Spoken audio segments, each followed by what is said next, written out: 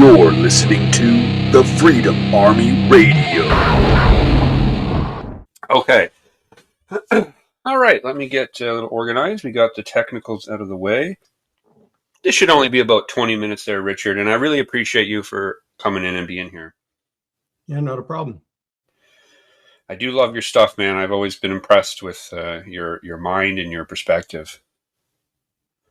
Yeah. I wish I had more time. At one time I was posting every day. I've gotten busy at work, so now I only post on the weekends. Yeah, I barely post at all. I'm trying to do different things on Twitter in a way. That's why I'm doing things like this and making a radio station. It's a lot of noise, and the algorithms don't really support quality content, I find. Mm-hmm. Yes, I think the internet search algorithms throttled my blog site because of the title. Yeah, I don't doubt it. I don't doubt it at all. And that is a problem that we're all kind of dealing with. It's supposed to be a free speech country, right? But it's not. It's changed so Yeah. much since COVID, and maybe that's a good segue. Well, a So, friend of mine is actually working on moving my blog site over and rebranding it as Hubris and Folly. okay, that's cool. Yeah, I mean, we got to adapt and change, and you got a lot of stuff on your website there. The Truth About COVID. Everybody should go and check that out. There's some fantastic articles there, and it's not just about COVID. There's a lot more things there, and I assume you'll be adding more. Oh, yes. Yeah. That's awesome. Started as mostly COVID, but it just kind of branched out into all things stupid government. Yeah, no kidding. Yeah, we really do have a government problem here in this country. It's captured by foreign interests, in my opinion, and we're just kind of along for the ride. Like it doesn't seem like we have much control, but doing stuff like this, I feel, is one way to fight back. We have to take control of the airwaves. We have to control the narrative, and we have to protect free speech, right? Yeah. Free speech is is important. And our government knows that. That's why they're trying to take it away. It's supposed to be the bedrock of democracy, right? But we don't really have a democracy, in my opinion, anymore. It's becoming more of a socialist country, but that's neither here nor there. Yeah, well, we have parliament is a poor system. Of course, I live in Alberta, and I am in favor of independence. And one thing I hope that we do, if we become independent, is to restart everything. Take it as a chance to wipe the slate clean, because I don't want to continue with a parliamentary system in Alberta. It's a terrible system where the only person that matters is the leader. I mean, everyone else is a trained seal that raises their hand to vote when they're told to. We may as well just vote for one person and let them pick their administration, similar to what they do in the US when they vote for the president and they let him pick the people he wants. I agree. It is a mess, and I don't have the solutions, but separation does seem like maybe it's time. Maybe Alberta at least could build a strong nation on its own. Maybe the currency of the Albertan dollar could be backed by its oil. It's got gold. It's got lots of resources in that province, and they could have a strong currency if they did things differently. But I don't know. We'll see what happens, right? Yeah. If we separate and we don't take it as a chance to wipe the slate clean, we may as well not have separated, because Edmonton's almost as big a problem for us as Ottawa is. Yeah, no kidding. Yeah, every province has got its issues. We are, we're on a path of decline, in my opinion. Everything seems to be getting worse across the board. And we need solutions, and we need solutions fast. But you know what, Richard? Let's get into this interview. I want to start off by just asking you the hardest question, of course. Can you just tell me a little bit about yourself and what you're doing with your life these days? Well, I'm a 62-year-old engineer. I work part-time for a small oil company, and I also do some consulting. I would like to actually be working less than what I'm working now. Eventually, I hope to semi-retire and just do the consulting, because the consulting work is a lot more interesting. Okay. All right. And what inspired you to make the website Truth About COVID? Well, when COVID started, I saw that people were scared, and I also saw there was no reason for them to be scared. I recognized right away that the government and the media were giving a very one-sided story, and Yeah. I thought I could counter that with presenting the data and doing a little bit of logic and a little bit of analysis. So I started emailing friends, and the email grew because they told other people about it and they wanted to be added to the distribution list. So, it got to where I had, I don't know, about 150 people or something on this distribution list. But because I would compose the emails in the morning at work before work started, I always left early to beat the traffic. So I would do my email out to everyone in the morning, and it would go out on my company email because I was sitting at work.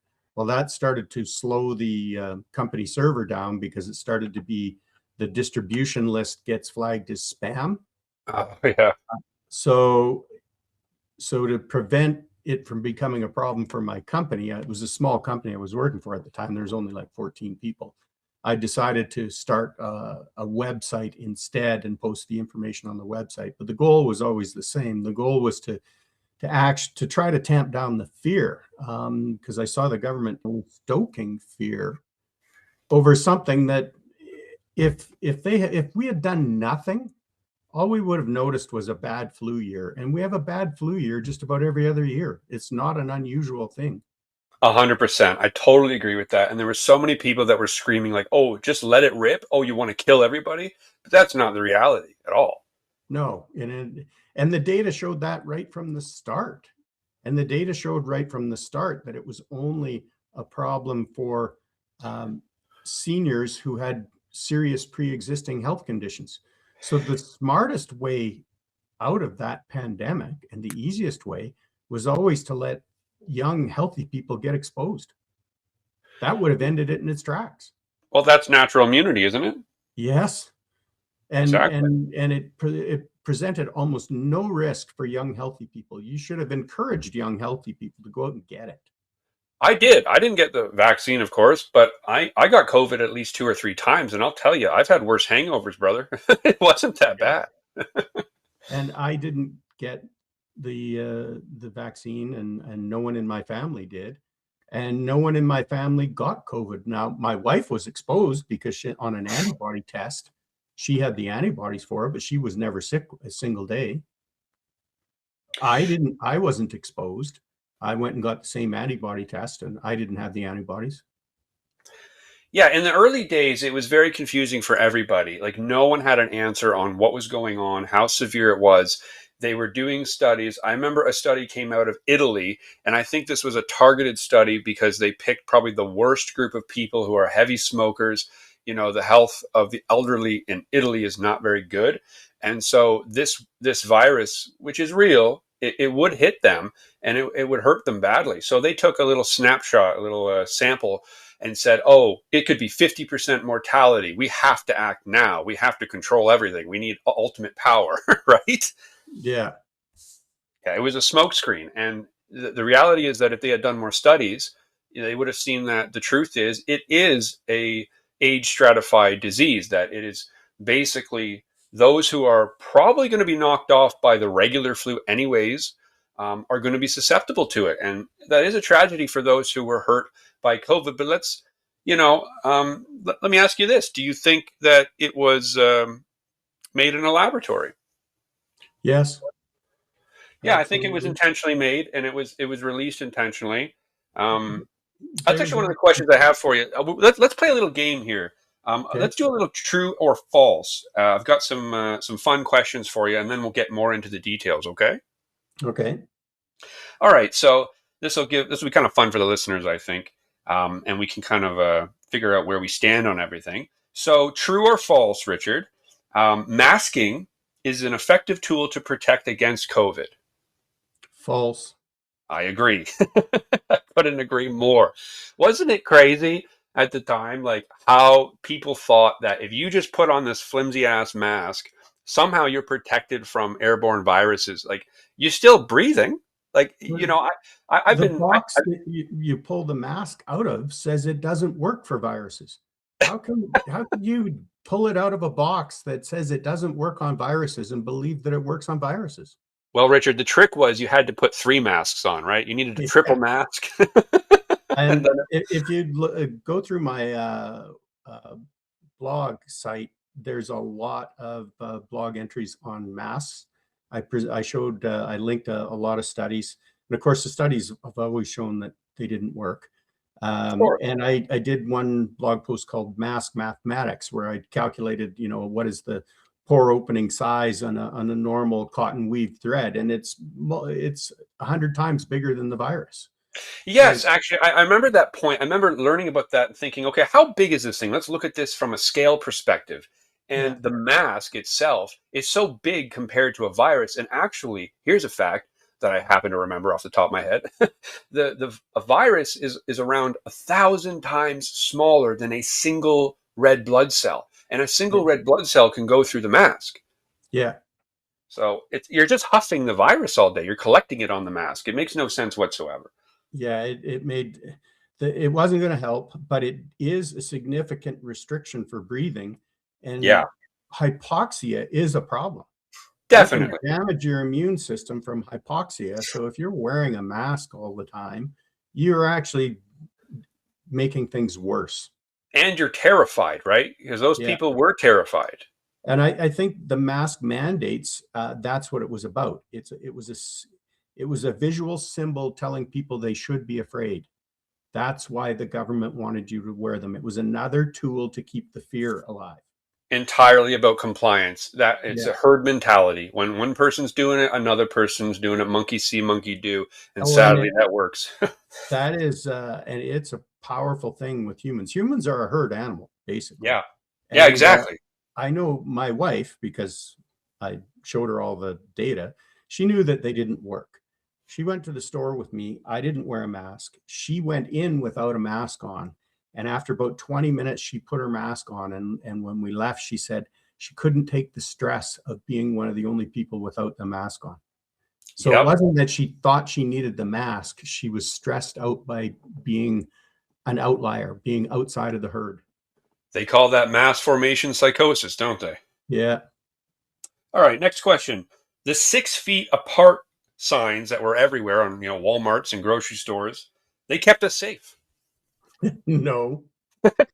Uh, Smoke particles are more than 10 times larger than a virus, and they can travel hundreds of miles in the air. So you think 6 feet is going to keep you safe when that virus is going to be recirculated continually by the building's HVAC system? Yeah, it was another tool for control, no doubt. Yeah. It was to make you afraid to be close to other people. They didn't want you close to other people because then you might talk to other people. And then Yep. you might talk to somebody like me who would explain to you just all of the different ways the government is lying to you. And they didn't want to, didn't want to risk that someone would bump into someone like me in a store. Oh, absolutely. They shut down communication. They hijacked the narrative and the airwaves, and people bought it. And I think that's bound to happen in a situation like that. And history has proven that too. But there is always at least maybe 10% of the population who think for themselves. Thank God. Yeah, it's actually been a curse my whole life that I insist on thinking for myself. No, I feel that critical thinkers are kind of like outlaws. Next question: the COVID vaccine was safe. No, No. And it, that's it, still a debate today. People are still raging about this today. So many people will go on the TV and say, "What are you talking about? The vaccine saved millions of lives." This is one of the biggest bullshit I've ever heard. there's no evidence that the vaccine saved any lives. Number one, it's not a vaccine.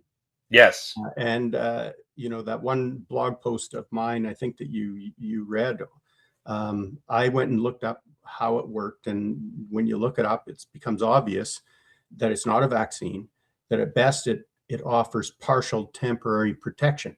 Well, that's not very much benefit for a brand new treatment. And new treatments are problems. Like thalidomide was legal for 6 years before they finally banned it, before they Oh, of course. realized the problems it was causing. I mean, it can take a long time. And I told everyone that. I said, the people saying that it's safe, there's no possible way they can know that. So don't listen to anyone stupid enough to tell you that it's safe, because there's no possible way they can know that. And we've seen since then that it absolutely is not safe. I have a blog post that's titled, I can't remember the exact title, but something like, "It wasn't just theft." And what I did was I took the Canadian death certificates, our death statistics. And for 10 years before 2019, deaths were going up about 2.5% per year. And some years would be above and below, but it was very easy to draw a best fit line through there. And it was increasing by 2.5% a year, because the population is aging, increasing and aging. All of a sudden, into 2020, it jumps off the line. And normally when you have a bad year, the next year goes under the line. Well, it hasn't come back to the line since. So since 2021 up to the end of 2024, there are 70,000 more deaths than you would have expected in Canada. So this whole thing that the vaccine killed 20 people is an incredible lie. There's no Oh, way for it sure. killed 20 people. The numbers make it more look like the number up until the end of 2024, and I haven't done 2025 because Canada is so bad with their statistics that you'd only nothing older than or younger than 6 months is really accurate. But by the end of 2024, you could say that there's 70,000 unexplained deaths. That's like World War numbers. That's more than died in either World War, and it's almost as much as died in both World Wars. And nobody's talking about it. And also, I think the deaths are certainly there. They're being covered up or they're being attributed to COVID. But I think one of the biggest travesties that gets kind of shoveled under the rug is how many people were hurt by this, maybe not killed, but permanently damaged. And we Oh, don't yeah. even know the long term effects of this. Well, they try to say that these injuries are rare. Well, if they're rare, how come I know so many people that have them? One person in the company I was working for when COVID hit almost died from an aneurysm and then got myocarditis. Yeah. A colleague of mine that I'm working with right now on a project, he has got pericarditis and then had a stroke. Wow. And a person that I work with now in one of the other companies was just hospitalized with blood clots. Yeah, and How? I know many people too. Like I know tons of people that have all these strange problems, blood clots, heart problems. It's like there's no way that you can justify that this is safe or beneficial. It's not worth the risk, And I'm just truly, it really was an unprecedented time in history, and it's mind blowing the amount of propaganda that went on. Well, and when they finally admitted that it wasn't a vaccine, which everybody knew who looked at it originally, and then that it couldn't cause or it couldn't give you immunity, so it can't prevent infection, it can't prevent transmission. So then the narrative changed that, well, yes, but it lessens disease. And theoretically, Yeah. when you look at how it works, it should have done that. But when you look at the numbers, you don't see it, because the case fatality ratio didn't change, and that's impossible. So if say 1% of everyone who gets COVID dies, and you vaccinate 80% of the people, well, if that 80% now have half as much chance of dying, so they're only at 0.5%, but they're 80% of the population, the overall average should have dropped from 1% down to just over 0.5%, be about 0.6, 0.65%. It didn't. It never moved anywhere. The case fatality ratio was gradually decreasing with time, and they vaccinated everyone, and it just continued on the same trend. There was no step change. So even their whole narrative that it helped you, you'd get less and it helped you survive, isn't true. It didn't change anything with respect to COVID, but it did injure a lot of people. Yeah, 100%. Totally correct. And that brings me to the next question. True or false? Traditional vaccines are safe and effective. What do you think? You know, before COVID, I never even thought of vaccines. And of course, I'm older, so in my life, I haven't had that many of them, right? Yeah. Um, During COVID, when I started to research the COVID vaccines, I started to run across information on a lot of other vaccines. And before COVID, I accepted the narrative that vaccines were very important. But I also knew that, plumbers and garbage men saved more lives than modern science and vaccines ever will. I mean, but I always believed the narrative that the final nail in the coffin of a lot of these diseases was the vaccine. But I've went through a lot of data now, and you can't see it. The deaths were going down before the vaccines came out.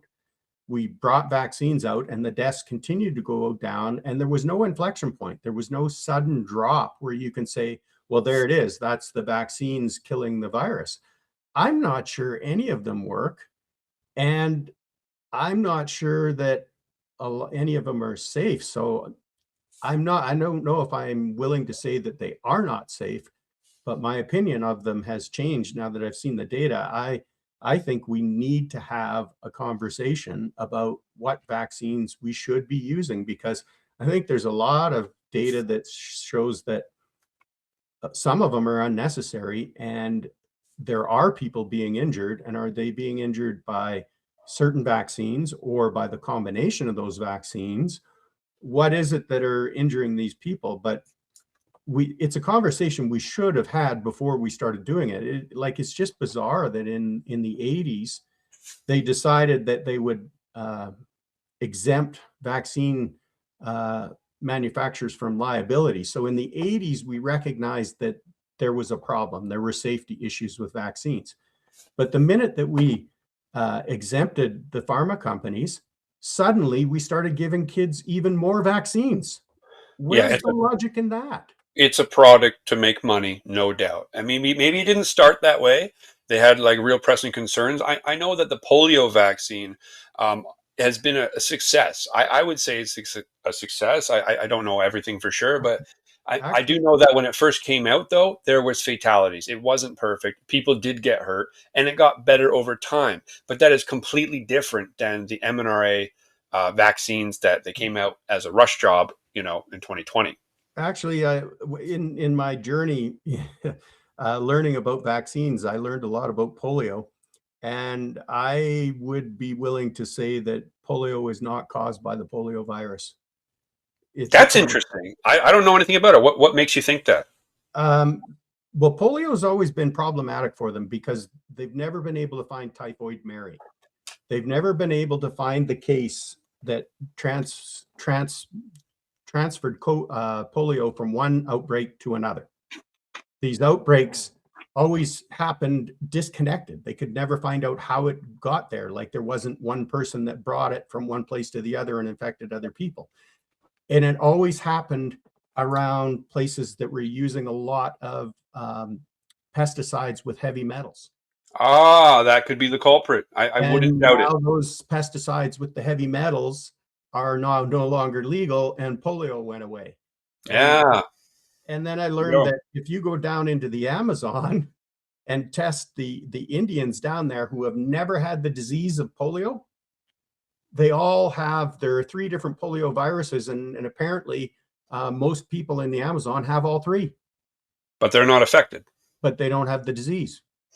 That's So I crazy. think in a lot of cases, and that's what I've actually learned along my way. There was a book I read called Virus Mania. I think in a lot of cases, the virus that we've identified and have blamed on a lot of these diseases isn't actually what causes the disease.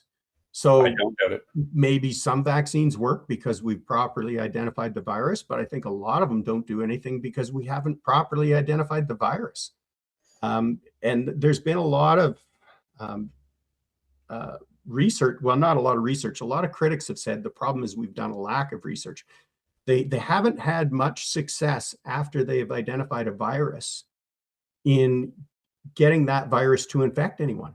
Like when the Spanish flu, they identified a virus that they thought caused the Spanish flu, and they got volunteers and they intentionally tried to infect people by blowing it into their face. They couldn't.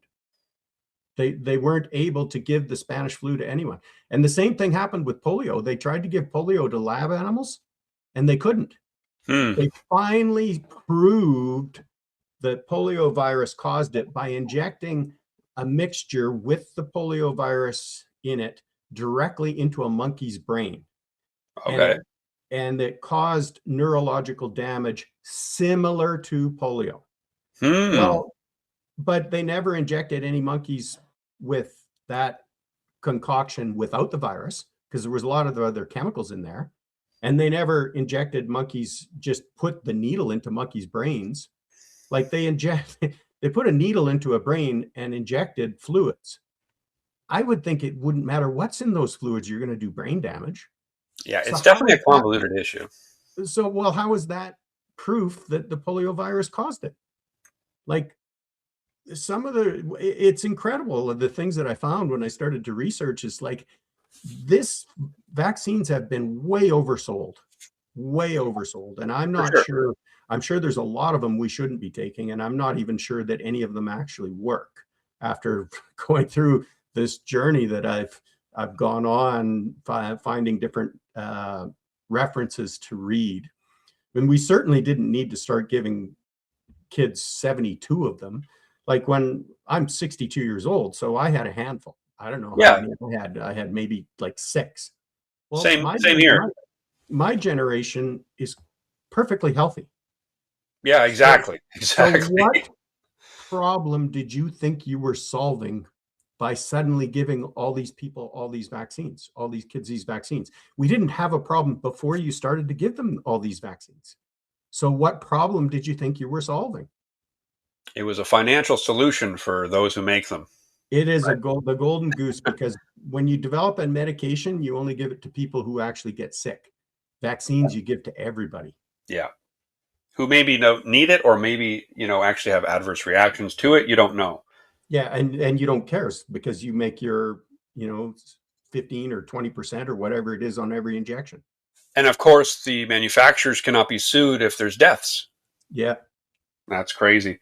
Now, that brings me to the next question about the virus. Do you think it was built and created in the Wuhan lab with the help of Americans or just by the Chinese, or was it just Anthony Fauci? What do you think went on there? I think Fauci financed it. Yeah, probably. And I think there's enough evidence to say that he was financing that project. With Uh, EcoHealth, so, right?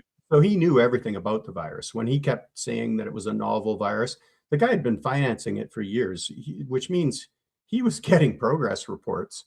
He knew everything about that damn thing, right? And he went on TV and pretended like it was brand new and never been seen before, when he's probably got a stack of progress reports in his desk on Yeah. this on the thing. And yes, I mean it came from the lab. The whole story of the wet market makes no sense. And actually, I've got a blog post about that too, how it makes no sense. Because again, they haven't been able to find the animal that did it. In previous outbreaks where it did jump from animals, they were always able to identify the actual animal where it happened, right? Where that was the host that uh, gave it to a human. They've never done that with COVID. And the bats that they found that they were blaming this on weren't in the market. Yeah, somebody So ate a bad bat burger and then the whole world got yeah, COVID. I doubt it. the whole that whole narrative was just ridiculous. And when you're right beside a lab that experiments with viruses and you're trying to blame a wet market, like, give your head a shake. Let's go with the law of probabilities. Like as an engineer, what I specialize in it is troubleshooting and problem solving. So if you've got something that's not working, I'll go in and try to figure out, what the problem is. So I always kind of do some back of the envelope stuff to try to focus my efforts, because I don't want to be there charging my client more than I have to. So I'm going to look at the most likely things first. And if it was me and I was investigating a viral outbreak right beside a lab that experiments with viruses, I wouldn't be looking at wet markets or freaking, soccer games or something else there. I'd be looking at the damn lab. Yeah, for sure. No, Like no. common sense, you are allowed to use common sense, right? And I remember when the world was asking, what's going on in China, even America, Trump was saying, we need to do an investigation. Every time there was a date that they had to be, people would come across the world, scholars of science, to investigate and see what's going on at this lab, something would come up. I kept hearing that. Like there would be this ridiculous scenario where they couldn't convene somehow. So it kept getting pushed back, and eventually it never happened. Nobody actually went there and got to the bottom of it. Yeah. Well, Because and it's China. How are you supposed to do that? It's fucking China. yeah. Well, but that's also why they built it there. It's fucking China. You get to do whatever you want, right? Yeah. No, that's clearly, I think, Eco Health Alliance and, that ratty bastard um, in your profile pic. I love that profile pic, by the way. I thought it was appropriate for the handle. Yeah, it suits Anthony Fauci pretty well. But yeah, that was obviously organized by them for obvious reasons. My next true or false question here is a little different. Let's shift gears. I know you have a degree in petroleum engineering, Yes. and so I'm wondering, have you heard of the movement Just Stop Oil? Yes. So Yeah. the question is, the movement Just Stop Oil is totally justified. True or false? False. It's one of the funniest things I've ever heard. And it's funny too. They use spray cans, and maybe I'm wrong, but isn't there petroleum in like spray paint cans? Yes, there's petroleum in damn near everything. Those Exactly. people are rich idiots. Yeah, They don't even understand that their life wouldn't be what it is without petroleum. I Um, know. It's pure ignorance. It's sad, and I know that oil. There's downsides to it. There's environmental damage to some degree. But to think that you could just stop oil, they're completely deluded, right? yeah. Well, did you know that oil is organic? Yeah. It's biodegradable. It the refined crude, spilling refined crude is a problem because they put heavy metals in it to increase lubricity, and the heavy metals are carcinogens. But crude oil itself is biodegradable. Hmm. Do you remember the Exxon Valdez? No. The Exxon Valdez was a huge oil tanker that ran aground in Alaska. It caused Okay. a huge spill. They went in and they cleaned uh, some of the beaches, but not all of them, because some of them were quite remote and they couldn't get to them. It Oh, I just think I wasn't remember that. practical to get to them. So they cleaned these beaches, and then they went back about 5 years later and they checked to see how things were doing. Well, the beaches they didn't clean were in better shape than the ones they cleaned, because they did more damage with the equipment they brought in to clean the beach. Hmm. The oil itself is biodegradable. Bacteria will eat it. You can't pick up a handful of dirt without finding bacteria in it that eat oil if you're in an area that has oil, because there are natural oil seeps coming to surface in places. And the same thing happened in the Gulf Coast, the blowout that they had there. Um, can't remember the name. They made a movie about it, a Mark Wahlberg movie, but it spilled hundreds of thousands of barrels before they capped it into the Gulf. And everybody said it was going to destroy the fisheries, and it didn't. Because what happens is the Gulf has natural oil seeps. So they have bacteria in it that eat oil. Well, as soon as you have a lot of oil, there's a lot of food for bacteria, and they breed like bunnies and they eat all the oil, and then they die when the oil's gone. That's very So interesting. I didn't know that. Yeah, I mean, most people don't know that, so they think that oil has causes all these environmental issues. Oil is biodegradable. When I started in the industry, when we used to have an oil spill, all we would do is suck up the excess and harrow in some fertilizer over top of the oil saturated soil, and the next year that would be the best part of the farmer's field.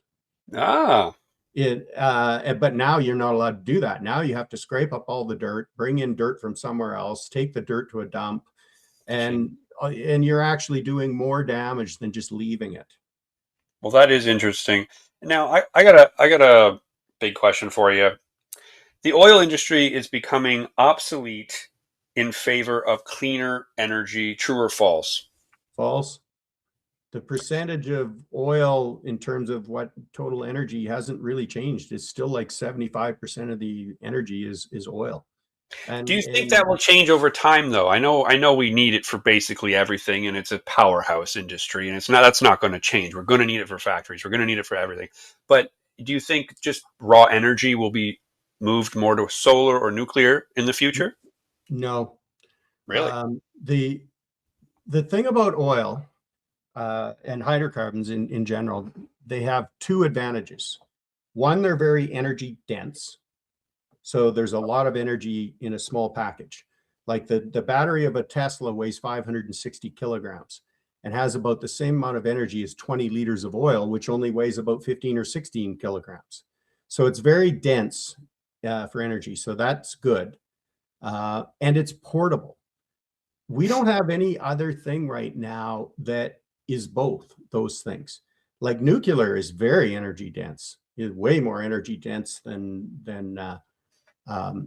than hydrocarbons, but it's not portable. And it's Uh, very hard to get a nuclear, reactor or yeah. facility up and going in places. It takes a lot. It can take 10 years to build one type of thing. Well, that's because of government. If you actually True. wanted to build one, you could have one operational in a couple of years. Yeah, But I'm it's sure if we got our ass government together. that slows it down. But I'm an advocate. If you don't want to burn coal, build nukes. Nukes are great base power, but the problem is that they're not portable, right? So we don't have any other energy source that is both dense and portable, and that's why you know these renewables are never going to displace oil because they're neither. They're not energy dense. I mean, the amount of land that you need for windmills and um, wind turbines and solar panels is huge. They're not energy dense and they're not portable. They're the worst of all worlds. So they are not a substitute. I mean, those technologies were around before, and there was a reason why we weren't using them. I used solar when I used to work in northern Canada to run SCADA systems, some radio telemetry systems. But the minute we had another source of power, we would use it because solar was always problematic. You get a couple of cloudy days and your batteries are dead and you've got to replace them. People that actually use these technologies will tell you that there are severe limitations on them, and we are just forcing people to use them because we're virtue signaling. Oil will end when we discover something better. Like the Stone Age did not end because we ran out of stones. It ended because we discovered better things to make tools out of. Very Someday, true. some smart person will discover something better than oil, and then the hydrocarbon age will end. Yeah, perhaps solar is the future if we had really good technology behind it and an industry that backed it. It could lead the way, perhaps. So, well, solar is only good for you when the sun is shining. What do you do at night?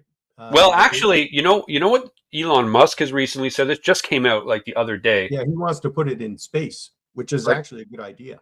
on the moon, he wants to make a mass driver or something where they're going to shoot off a bunch of solar panels into space and actually, get a large part of our energy from that. That's amazing. I hope that works out.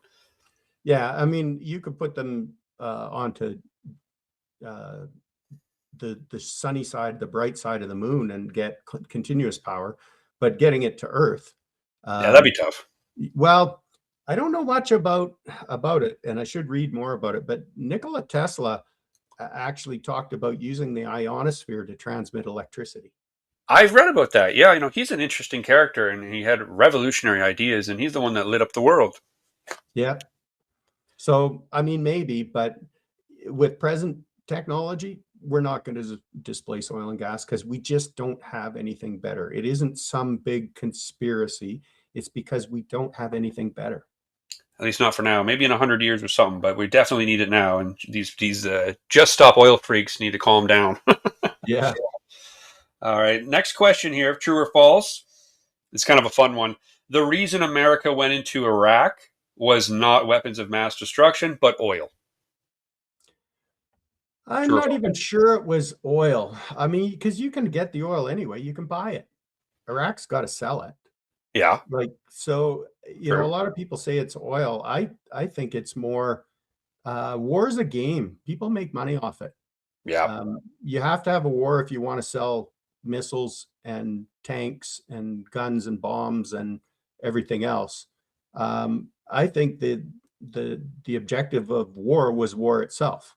It's a moneymaker for the defense industries. the military-industrial complex pretty much Yeah, runs the world.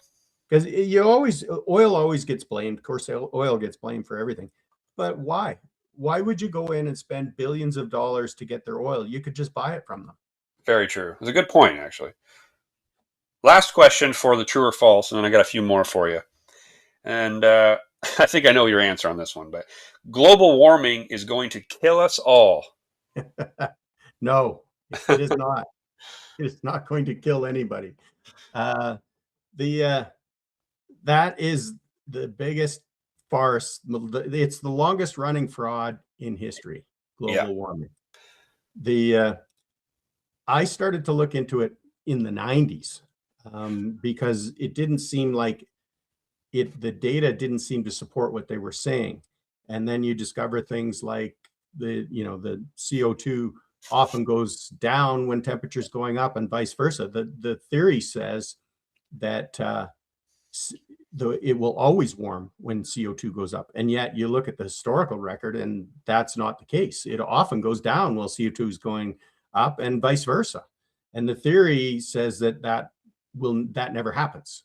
Well, obviously there's a problem with the theory. So then I started to look deeper, and the thing that shocked me was if you talk to these guys, and they'll tell you that the earth is 33 degrees warmer than it should be because of the greenhouse gases we've already got.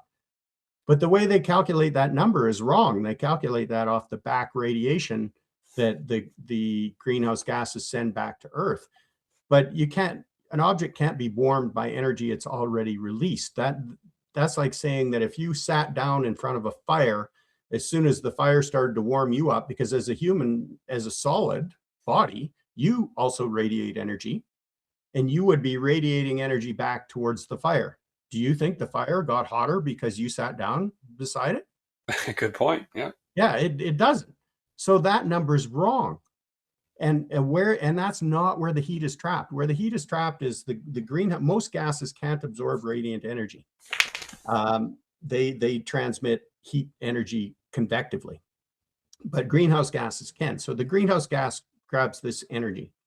Instead of it heading out into space like it was going to, a CO2 molecule or water molecule, because water is the much more dominant greenhouse gas, grabs it. Now it also then releases it. So that energy is on its way back out into space. The problem is an oxygen molecule or a nitrogen molecule can collide with that water molecule or that CO2 molecule and take some of that energy. And so that's where the energy is trapped. It's in the non-greenhouse gases that can't radiate energy, but they can get energy from the greenhouse gases convectively.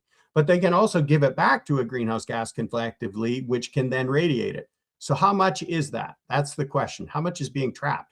But so it's being trapped in the atmosphere. It's not being trapped on Earth from the back radiation. So why are you using that number? But the problem is that nobody knows how to estimate how much is actually being trapped by that convective transfer from gas to gas. So think about that for a second. The people that are telling you that they know exactly how much the Earth greenhouse gases will warm the Earth in the future can't even tell you how much greenhouse gases have already warmed the planet. Yeah, and An interesting side note to go with that is many years ago, CO2 levels were over 4 times what they are now on the planet, and the planet was a lush, green, vibrant ecosystem. Yeah.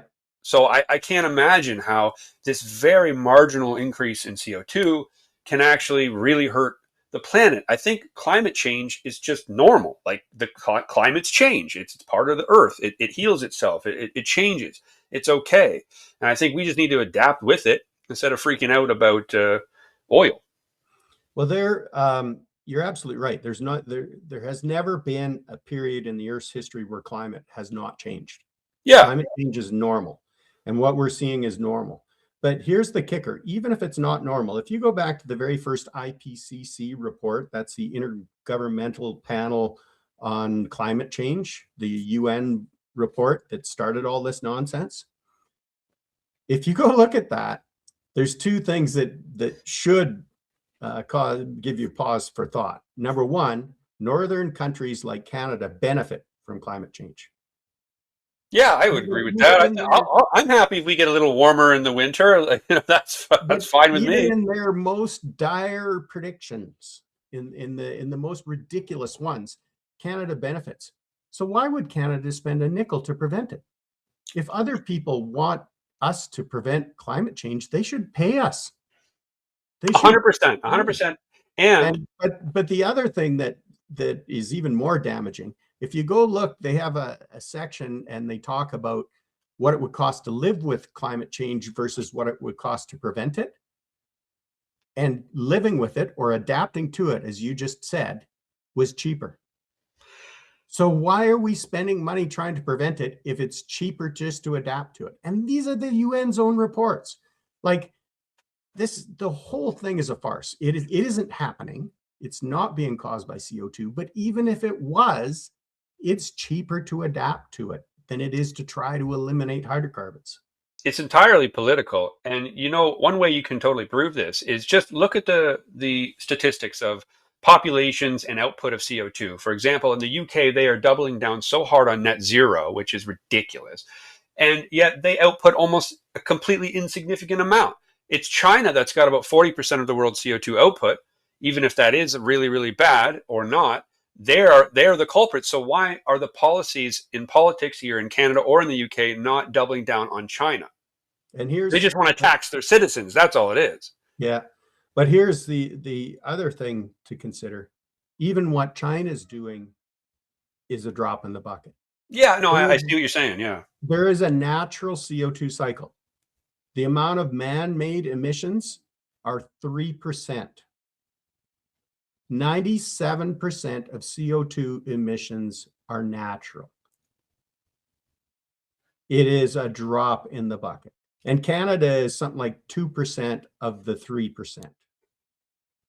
So we are, what is that, 0.06% of the world's, of the yearly CO2 emissions.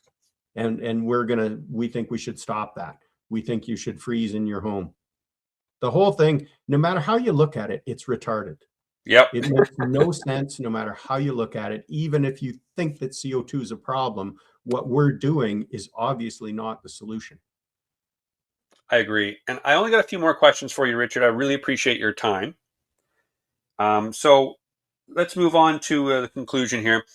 I just want to know what advice you might give younger people today who are faced with the same sort of social pressure or government propaganda or oppression. How do we reach them? Because they could be very swept up and lost by all of this, especially with social media. I think that young people need to know that it's okay to think. Yeah. That you don't have to just accept information that's given you. And I think that's part of our problem with our school system. My daughter was a teacher for a while, and I actually went and helped her teach. I taught the heat transfer section to her grade 7 science students. But what I noticed from what she was bringing home is they're using a fire hose, and they are hitting these students with just reams of information that they don't need. And I think the purpose is actually to get them to stop thinking and just accept information that's given to them from a figure of authority. And young people need to understand that that only works if that place or person you're getting the information from is reliable. And if they, just because they have a science degree, there's nothing about a science degree that makes a person virtuous. They could be just, I mean, humans are a terrible animal. We lie, we cheat, we steal. Hmm. And so do scientists. Oh yeah, So paid to do a you job. have to consider that they could be lying to you. And well, so it's okay to think. So when somebody gives you a piece of information, think about it. Think about if it could possibly be true. Like in the early days of the global warming threat, when everybody was so upset about it, one question I would like to give to everyone is I'd ask them, so, well, how much CO2 do you think is actually in the atmosphere? And I would get answers like 30, 40%. And I'd say, well, if that was the case, we'd all be dead because there Yeah, wouldn't be yeah. enough partial pressure of oxygen to keep us alive. People don't have a And clue. then when I tell them it's 0.04%, it's not even 1%, they go, well, then why is it a problem? That's the first time they've actually thought critically about anything that they've been told. They just accept what they're told. So young people need to know, all people need to know, that it is okay to think.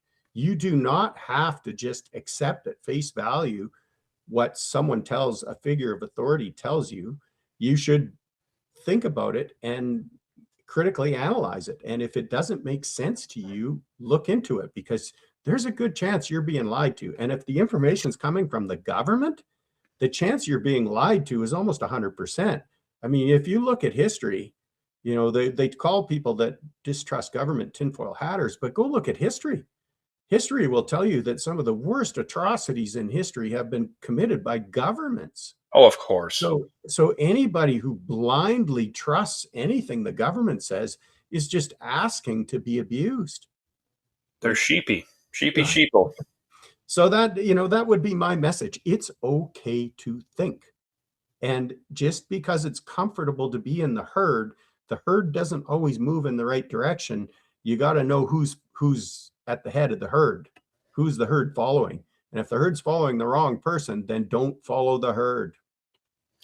I agree. And I only got one more question for you, kind of a fun one. What were some of the craziest things you saw during the mass formation psychosis that was COVID, especially 2020, 2021? It was outrageous. I saw some things. What can you reflect on? Oh, like the people wearing the friggin' hats that had the 6-foot pool noodles on them, so they keep people 6 feet away from them. Yeah. And the bands that would wear a mask, but they'd cut a hole in them so that they could blow on their horn. Or the people that would swim with a mask on. That was always funny. Yeah, I mean, that just goes back to what I just said. It is okay to think. Yeah. How could you possibly think that what you were doing made sense? And yet everybody did it because people turned their brains off, right? Well, that is the one thing. That's why government likes to use fear, right? Because fear produces a fight or flight. It primes you for action. It doesn't prime you for deep contemplative thought. You don't go do advanced calculus when you're scared out of your wits, right? You're either going to run or you're going to fight. And they want you to run, and they tell you what direction to run. Yeah, I remember at the grocery store near my house, I went there and they had put up this new sign, and it was kind of like, you better wear a mask and wash your hands or else. It was kind of aggressive. And I was like, that's kind of I don't like that. At the grocery store, don't threaten me at the grocery store. You know what I mean? Like, so I took that sign from the grocery store, carried it outside, and threw it in their dumpster. And a couple week later or so, I went back, and they had obviously paid some money and got this massive sign, and it was way more aggressive. It's like the police will come after you if you don't comply. And I was like, no, that bullshit is not going to fly in this free country of Canada. Fuck that. So I took that huge ass 12-foot sign, carried it on my back. It wasn't easy, but I dumped that fucker in the dumpster as well. And I hope more people were doing that sort of thing, because it needed to happen. When there's nothing but government oppression everywhere and everybody's afraid, you need to stop and think, right? Yeah. And unfortunately, that was one thing that I said throughout COVID. If even 10% had stood up and said no, the government wouldn't have been able to do it. Yeah. When when the Freedom Convoy was on, I donated money to the first Yeah, fund, and when that they was froze amazing. it, I donated money to the. I donated twice as much to the second fund when they froze the first one. Yeah. And then when Trudeau invoked the Emergencies Act, I knew it was illegal because I understand the English language and I can read. Yeah. The law clearly says it can only be applied when there's a threat of mass casualties or a threat to the governance of the country. And the Freedom Convoy never came anywhere near that high bar. So what I did the next morning is I filled up a bunch of gas tanks, put them in the back of my truck, and I jumped in my truck and I headed to Ottawa. And I was hoping that there'd be a million other people doing the same thing. Because if there was a million other people doing the same thing, it would have been over. Like the government wouldn't have been able to do what they did. But there weren't a million people headed there. By the time I got to Ottawa 4 days later, they'd already locked down the downtown and they were already trampling people with horses. And Yeah. yeah, so I got there too late. But you know what?